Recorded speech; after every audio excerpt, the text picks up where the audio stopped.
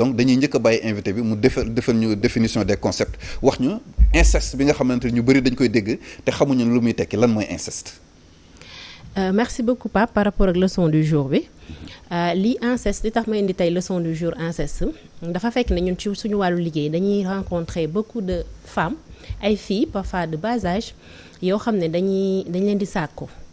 li ci ëpp nag sàkku boobu li tax ñu koy woowee inceste mooy dafa nekk ne ki leen sàkku dafa nekk parent ci ñoom maanaam mu nekk papa mu nekk frère mu nekk koo xam ne dafay sëy ak sa yaay maanaam sa parent adoptif comme ni ñu koy faral di woowee père adoptif mu nekk koo xam ne daal sa frère sax dañuy assister à ça sa frère donc mu nekk la relation boo xam ne dafa jege. dafa jege ci wàllum deret mais également li ñuy wax parenté par alliance ci wàllum sëy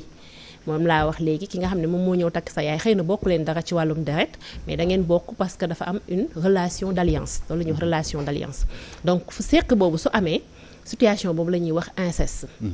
inceste nag dafa nekk loo xam ne li tax ma gën ko indi loo xam ne dafa nekk ci société bi mais dafa nekk sujet tabou la boo xam ne duñ ko bëgg fësal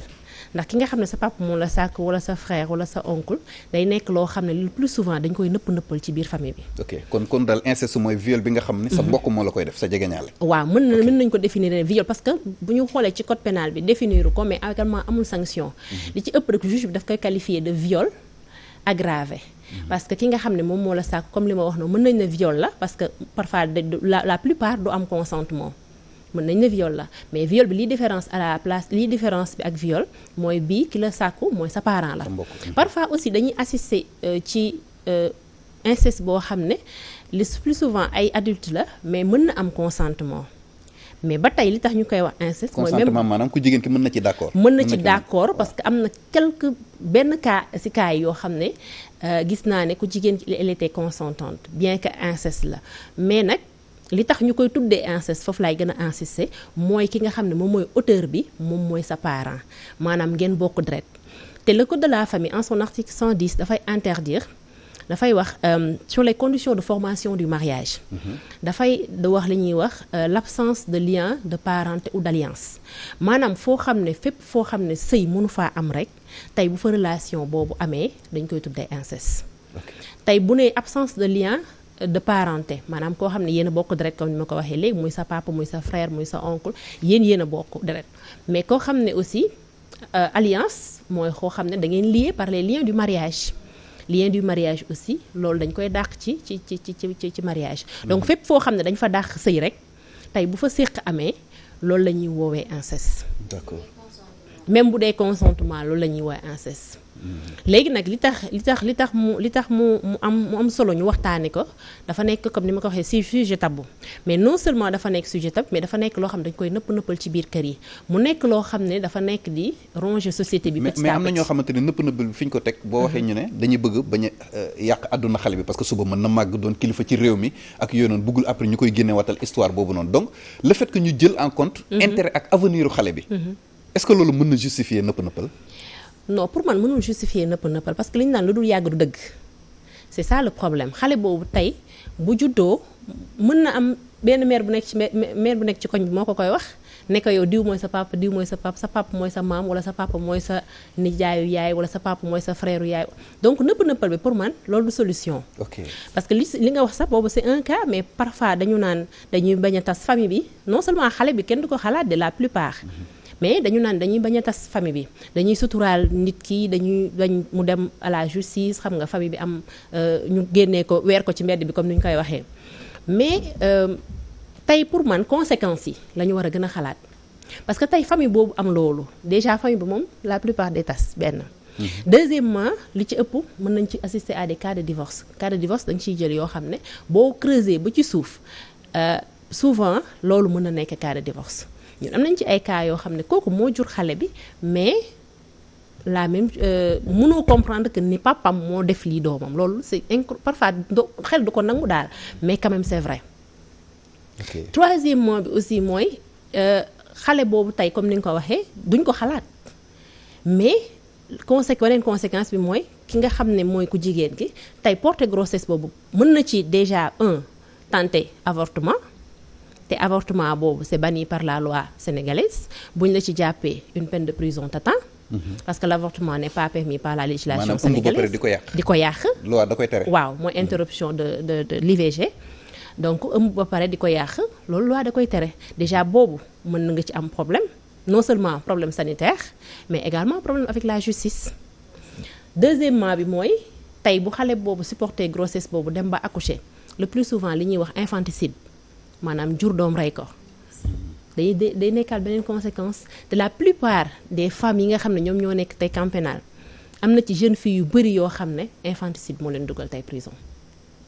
Infanticide boobu nag li ci ëpp infanticide bi day nekk cas de viol wala mu nekk cas d'inceste nga ne man kat diw moo ma sàkku grossesse bi doom ji bugguma ko gis bugguma ko téye bugguma en fait je cautionne pas l'infanticide mais damay wax les conséquences yu mu mën a indi waaw damay wax les conséquences yu mën a indi pour nit ñi bàyyi ci xel ba nga xam ne tey bu inceste boo amee ñu war a mën a xool les voies et moyens yi nga xam ne yoon teg na ko fi pour ñu mën ko def mais avant inceste boobu di am tey il va falloir une sensibilisation auprès des communautés parce que man tey mënuma comprendre nit jur doom ba pare di ko def loolu man bokk sama bien que dama koy jànkonteel dans le cadre de mon travail parce que spécialiste droit de la famille moom lu nekk ngay gis mais xel moo ko nangu effectivement day am man j'ai choisi de parler de l'inceste parce que c'est un cas boo xam ne man j'arrive pas à comprendre bien que je suis juriste saa yu ma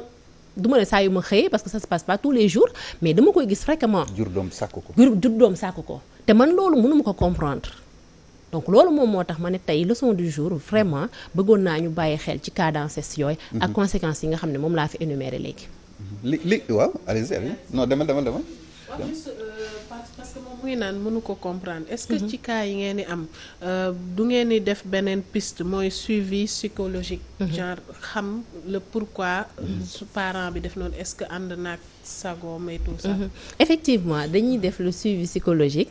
pour la fille parce que loolu c'est important parce que nit ki nga xam ne non seulement même lu inceste le viol seulement sax il faut le suivi psychologique ça moom parfois da nga ciy jële ay traumatisme c'est ça impératif ça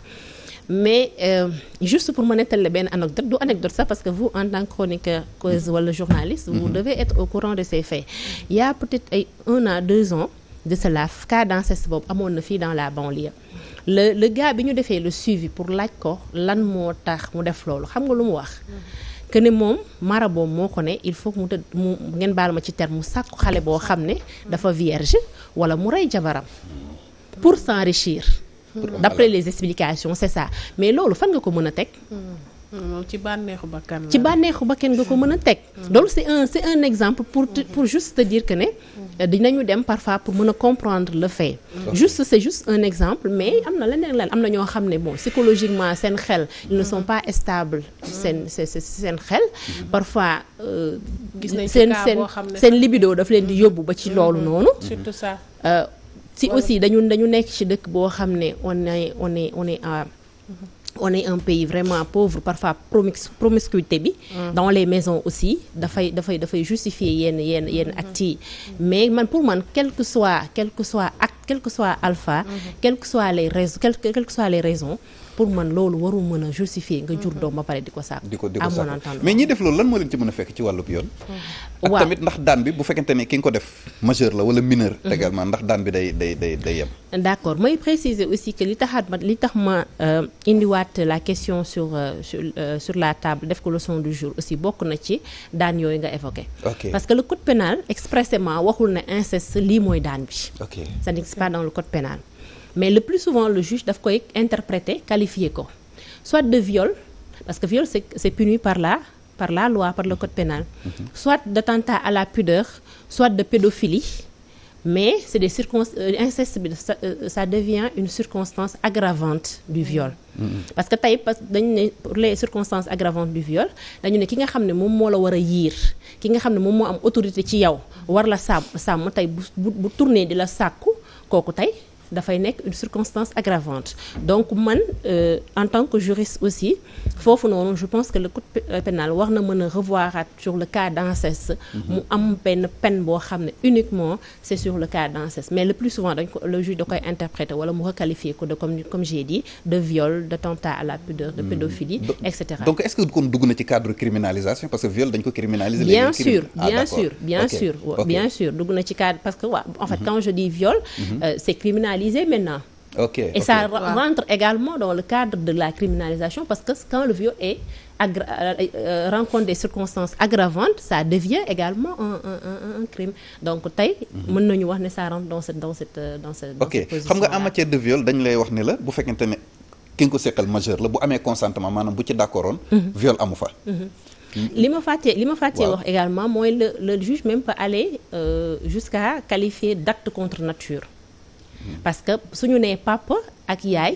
ak papa ak doom autant pour moi tey mën na ko qualifier d'acte contre nature et cet acte contre nature également est puni par la loi donc pour revenir à pour leeral acte contre nature mooy délit bi dal ci kaw bi sanctionné di condamné góor jigéen effectivement mën nañ ko qualifier parce que man j'ai assisté à des séances de kii au niveau du tribunal boo xam ne le juge daf ko qualifier d'acte contre nature donc mais l'inceste en tant que tel n'est pas puni par la loi déjà ñun si suñu langage même suñu langage juridique wala suñu langage au niveau des tribunaux wala suñu langage au niveau de la société tey inceste sax nit ñi boo leen ko laajee xamuñu lan mooy inceste mais quand même c'est un fait boo xam ne c'est réel et que quand même ça se passe dans la société et que mu ngi détruire famille en silence nag kenn du ko wax parce que kenn du ko dénoncer malheureusement. Ok Pape Moussa yegsi na ci plateau bi le grand juriste. waaw mes respects. mes respects partagés. waaw très réciproque même xam naa ne moom léegi ñu kii ma. ñu commencé jël ay yat ci man. non ba xam naa madame Sow mooy yëf ci pare reer rek. garaaw dinañ comprendre. en tout cas maa ngi lay nuyu bu baax di fekk vraiment débat très intéressant ci invité bi ni mu doon développé am na solo lool. di nuyu maam xarit di nuyu sama xarit Fatima Kide gis naa ko gis moom it daa dugg ci suuf tunnel yi. di nuyu sénégalais yi. gàmm gi la woon gàmm gi la. waaw moom bu paree ci gàmm màggal après gàmmuwaat xanaa day demaat. donc di nuyu sénégalais yëpp tamit effectivement ci li ma leen fekk ci débat leçon du jour bi am na solo te je pense que ni faram fàccee nañ ko carrément seulement man amoon naa ci sax surtout féministes yi nga xam nga ñoom dañoo yenu combat boobu bon ce n'est pas une question de genre mais criminalisation bi da ngeen ko doon xeex après que définition mu am ay hauts et des bas parce que il y a eu une évolution aussi ci définition bi ci boppam bu njëkk ba dañ doon wax rek tout acte de pénétration noonu kese lañ ko doon waxee mais il y a eu des faits jurisprudentiels yu tax mu andi évolution ci définition bi parce que da nga doon gis ay actes yoo xamante ne très condamnables mais qui n'entraient pas dans le coup de la définition légale te doo mën a condamner nit ki da doon am parce que boo nee tout acte de pénétration ça devient vague. boobu de quelque nature qu'il soit ba commis sur la personne détruite yooyu yëpp ñëwagul woon. voilà parce que yooyu yëpp li ko andi ay pratique la ay fait la. d'accord ay fait la yoo xamante ne da ngay gis. par exemple acte de pénétration bu nekkul sexuel. te boobaa mënoo koo qualifier bu yow. et pourtant mën na den objet mais sans consentement. vous voyez donc kon évolution. ci définition bi ak criminalisation bi pratiquement qui trop embrasse mal étreint. est-ce que demul ba ñoom yéen ci seen bopp yi doon yor xeex ba mu faf leen réeral ci biir. non en fait du réerul par rapport à ce que vous venez de dire il y a pas un amalgame par rapport à ça déjà je rappelle juste que le viol c'est la loi 99 bi nga xam ne moo modifié le code pénal en son article 320. dafa ne tout acte de pénétration sexuelle de quelque nature que ce soit par contrainte par menace ou par surprise donc lépp loo xam ne def nga ko nit ci awraam loo xam ne moom consentirul wala nga bett ko wala nga menacer ko nga tiital ko loolu la ñuy woowee viol loolu la code pénal waxoon maintenant quand on revient par rapport à la criminalisation bi wàññiwul dafa yokk rek dafa yokk par rapport à la peine yokk par rapport aux circonstances aggravantes la peine dafa nekkoon de 5 à 10 ans tey mu ne mu criminaliser ko yóbbu ko de mais est-ce que yóbbu ko de alourdir 10 procédure bi maintenant ba condamnation yi ngeen ci doon xaar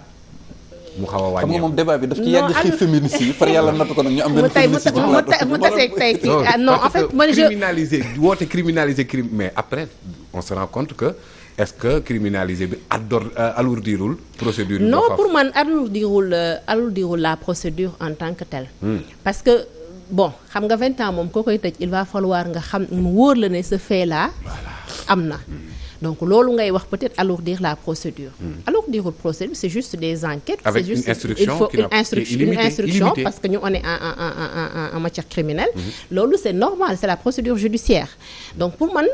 tey crime est-ce que la procédure d'un crime quelconque est alourdie? Oui, non parce que l'instruction n'a pas. waaw l'instruction c'est la procédure judiciaire normale. solution bi est-ce que du woon. c'est la durée de juridiction détention normale. provisoire en matière criminelle ñu fixé ñu limité ko. comme ni ñu ko defee pour délit est-ce que solution bi du woon loolu en fait. mënoon nañu ko jàpp ci pour délit. détention provisoire xam nga si c'est en matière de délit 6 mois la. sauf Si, pour si. le délit de détournement de deniers publics. Et ça léegi si c'est en n'existe matière pas en matière criminelle criminelle, est-ce que bu ñu waaw. ko fixé woon. limité ko du régler problème bi muy soulever nii par exemple. non pour man pas moi ça soulever wul un problème un problème en fait un problème aussi difficile quoi en fait non parce que moom li muy xalaat mooy l'instruction. Ok. Le temps que l'instruction prend moom laa ko wax ma ne ko en matière criminelle l'instruction c'est la procédure normale. Ok. Quand on est en matière de viol également qui est criminalisé c'est normal que la procédure suit son cours. Pour man alourdirul la procédure parce que même en matière bi mu nekkee crime c'était la procédure dañ doon suivre da doon am. mais mën na nekk délit ba pare ñu yokk peine bi. parce que xoolal bi léegi trafic de drogue crime. Terrorisme. waaw Vol de bétail. vol de bétail c'est-à-dire il y a une criminalisation à outrance alors que criminalisation bi avant sanction yi da doon gën a gaaw. mais nag parfois acteurs yi ñoom seen bopp ñoo koy demander par exemple pour vol de bétail mooy sàccum jur bi ñoom càmmkat yi seen bopp ñoom ñoo demoon ba affaire phénomène bi sonal leen ñoom ñu sàkk ko état fekk si leen ci loolu jàppale la. mais est-ce que nag bu ñuy def statistique yéen ci viol ñi ñu ci daan après la criminalisation est-ce que ñoo ëpp avant. mënuñu def statistique yi ngay wax nii parce que bi ñu criminaliser viol yàggul ça fait juste un à 2 ans je veux dire normalement. ëpp na ko. La loi de décembre 2020 ça fait 3 ans. Ouais. Donc mën nañu wax ne par exemple avant c'était si lañ doon gën a condamner que léegi nii pour man la procédure et la procédure ça reste la même mais nag en matière de délit ak en matière de crime les voies de recours et les procédures ne sont pas les mêmes loolu on est d'accord maintenant li muy wax ne acteurs yi ñoom ñoo koy demander c'est vrai le viol a été criminalisé parce que dafa am benn contexte dañu assister à plusieurs cas de meurtre suivi de viol cas de viol mën naa la citer le cas de Tambacounda le cas de Yeumbeul à la banlieue plusieurs faits qui se sont succédés ont fait que les bon du ma wax sax féministe du ma wax sax féministe mais dama naan toutes les associations mais ñi muy dal tam de jar na femmes parfois ñu leen di xalaat aussi ci ñi muy dal non c'est-à-dire effectivement non man ma yeggali sama raisonnement mais efficacité wu peine bi man ma yeggali sama raisonnement moom mu am contexte boo xam ne foofu la association yi nga xam ne ñooy xeex ak yelleefu jigéen yëpp sukkandiku pour ne lii kat bu ñu ko bàyyee nii xamuñu fu muy jëm. D'accord. Bien que dañu demander à ce que ñu criminaliser ko comme ni mu ko waxee acteurs yi demander ko état bi fekk si leen si parce que ça devenait une nécessité en fait. Ça devenait une nécessité. Ça c'est un. Deuxièmement aussi comme li mu wax il faut que ñu xalaat ñi nga xam ne moom ñoom ñooy les victimes. Il faut que ñu xalaat ñi nga xam ne ñoom ñooy victimes ñaata femmes la ñu fi sàkku. ba pare rey leen. loolu tamit il faut que ñu xoolaat loolu. Donc loolu moom moo indi par rapport ak lutte bi ngay wax c'est pas une question que dañu xëy rek bëgguñu criminaliser c'est vrai que la procédure comme j'ai dit je le répète la procédure criminelle est plus difficile que la procédure délictuelle loolu bon c'est la voie judiciaire loolu on en disconvient même pas léegi nag l'autre